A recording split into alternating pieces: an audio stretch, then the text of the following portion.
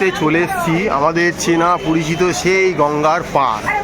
এতক্ষণ আমরা আপনাদের যে ভিডিওগুলো দেখিয়েছিলাম সেটা ছিল ভাগীরথী, অর্থাৎ গঙ্গার যেখানে উৎপত্তি গোমুখ থেকে। ভগীরথ যেহেতু গঙ্গাকে মর্তে নিয়ে আসে তাই গঙ্গার নাম হচ্ছে ভাগীরথী। বাট এখানে আসার পর সেটা গঙ্গা নামেই চলছে, ঋষিকেশের পর থেকেই গঙ্গা নামেই চলছে। দেখতে পাচ্ছেন এই গঙ্গার পাড়ে চলে এসেছি।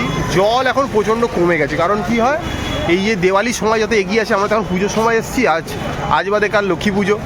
তো আমরা যে সময় এসেছি এরপরেই কদিন আর 10-15 দিনের মাথাতেই হচ্ছে কি দেওয়ালির সময় গঙ্গার জল পুরো সরিয়ে ফেলা হয়। সরিয়ে ফেলে এই গঙ্গাকে পুরো ড্রেনেজ করা হয়, পরিষ্কার করা হয়, পলি তোলা হয়। তাই দেখতে পাচ্ছেন গঙ্গার জল একদম নেমে গেছে, তাই জল একদম নেই বললেই চলে। বাট এটা পুজোর সময় এটা হয়ে থাকে দেওয়ালির সময়। দেওয়ালির পরে জলকে আবার ছেড়ে দেওয়া হবে। এখন জলটাকে বাদ দিয়ে আটকে রাখা আছে, পুরো জলটা শুকিয়ে ফেলা হবে এবং পুরো এই গঙ্গাটাকে ড্রেনেজ করা হবে, পরিষ্কার করা হবে, পলি তোলা হবে। আপনাদেরকে দেখাচ্ছি যে হরিদ্বার গঙ্গার হারকিপৌরি ঘাট। আর এই হারকিপৌরি ঘাটের সামনে এই যে ভয়ঙ্কর চড়া পড়েছে। এই যে চড়াটা যেটা পড়েছে আপনারা যেটা দেখতে পাচ্ছেন, এটা কিন্তু কোনো পলির চড়া নয়। গঙ্গায় চড়া যেটা আমরা জানি, গঙ্গায় চড়া পড়ে সাধারণত পলির থেকে চড়া পড়ে। কিন্তু যদি একটু ভালো করে দেখেন আপনারা, এই পলির সাথে নানা রকম জিনিস মিশে আছে। কি মিশে আছে আপনাদেরকে আমি ক্যামেরায় কতটা দেখাতে পারছি আমি জানি না।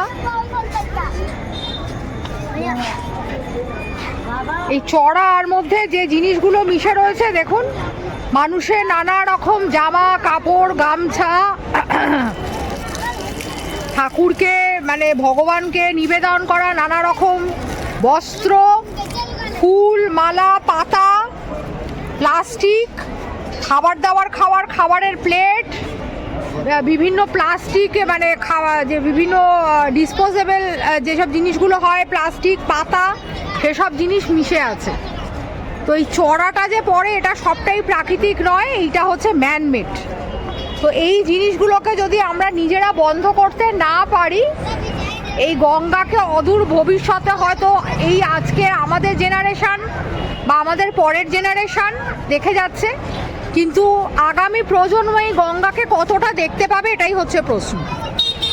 তো এই দায়িত্বটা যদি আজকে থেকে আমরা পালন না করি, গঙ্গা যে কোনো, শুধু গঙ্গা নয়, যে কোনো নদী, যে কোনো সমুদ্রকে, সেটাকে পলিউশনটাকে আটকানো দায়িত্ব বোধহয় আমাদের।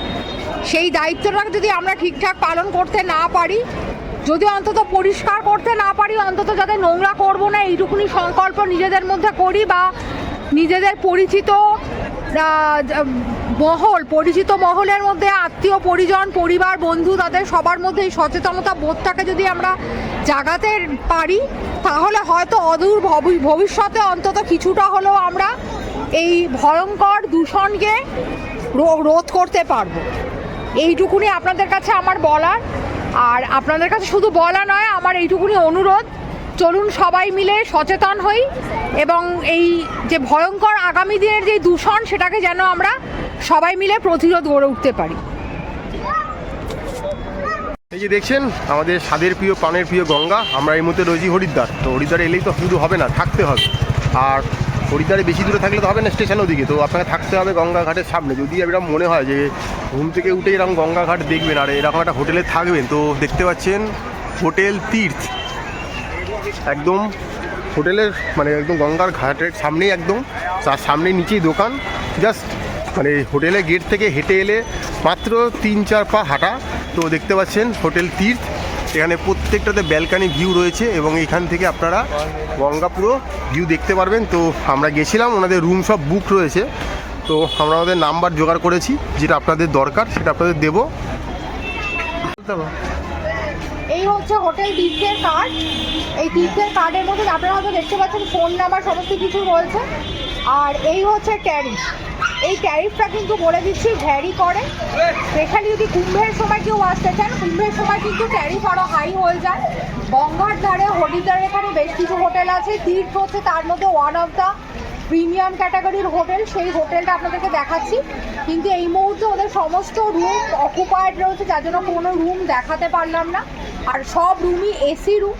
চেকিং টাইম হচ্ছে সাড়ে 12টা হচ্ছে চেকিং টাইম, আর চেক আউট টাইম হচ্ছে 11:30। তো আপনাদেরকে নাম্বার দেখিয়ে দিয়েছি অলরেডি, তবু আর একবার দেখিয়ে দিচ্ছি আপনাদেরকে নাম্বারটা।